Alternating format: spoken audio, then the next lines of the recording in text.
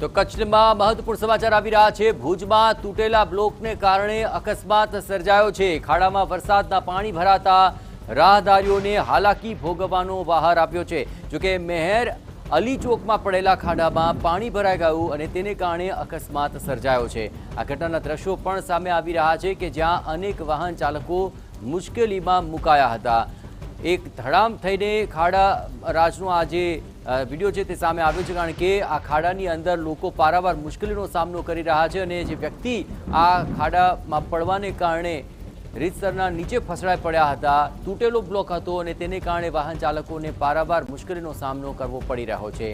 પાણીની અંદર ક્યાં ખાડા પડેલા છે તે પાણી ભરાઈ જવાને કારણે નજર નથી ચડતું, પરંતુ વાહન ચાલકો ત્યાંથી નિશ્ચિંત થઈને પસાર થઈ રહ્યા હોય છે, પણ એ જ વખતે તેમના માટે આ જોખમી સાબિત થઈ શકે છે। વાહન ચાલકો જ નહીં, રાહદારીઓ પણ ચાલતા ચાલતા પાણીમાં ફસડાઈ પડ્યા, કારણ કે નીચે છે ખાડા, તેમાં ભરાઈ ગયા છે વરસાદી પાણી અને તેને કારણે લોકોને પડી રહી છે હાલાકી।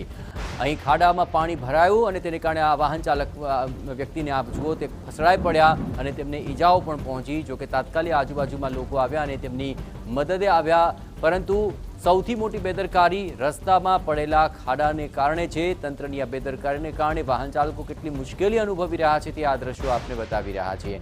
અને આ રાહદારીને જુઓ, આ માજી ચાલતા ચાલતા ખાડામાં ફસડાઈ પડે છે। વધુ વિગતે વાત કરવા માટે જોડાઈ રહ્યા છે TV9 સંવાદદાતા જય દવે। જય, આ સમગ્ર દ્રશ્યોમાં રીતસરની બેદરકારી સામે આવી છે। ખાડામાં વાહન ચાલકો અને રાહદારીઓ રીતસરના ફસડાઈ પડી રહ્યા છે। આ રસ્તા માટે કોણ જવાબદાર અને તેને લઈને કોઈ કાર્યવાહી?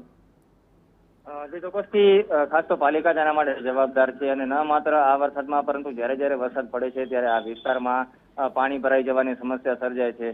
હાલ જે રીતે જોઈ શકાય છે કે પેવર બ્લોકનું જે કામ કરવામાં આવ્યું હતું ને તે ત્યારબાદ જે પેવર બ્લોક છે તે ઉખડી ગયા હતા, તેની કારણે આ ખાડો પડી ગયો હતો અને ત્યારબાદ પ્રી મોન્સૂન કામગીરી કરી હોવા છતાં આ વિસ્તારમાં ક્યાંક ને ક્યાંક આ કામગીરી ન થઈ હતી અને તેની કારણે હાલ જોઈ શકાય છે કે માત્ર થોડા વરસાદમાં પાણી ભરાયા બાદ લોકોને કેવી રીતે હાલાકીનો સામનો કરવો પડી રહ્યો છે।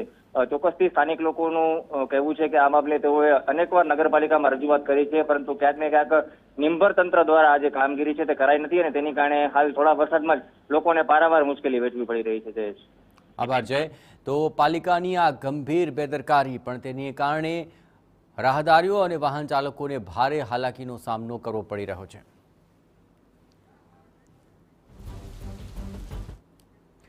વડોદરાના વાઘોડિયા રોડ પર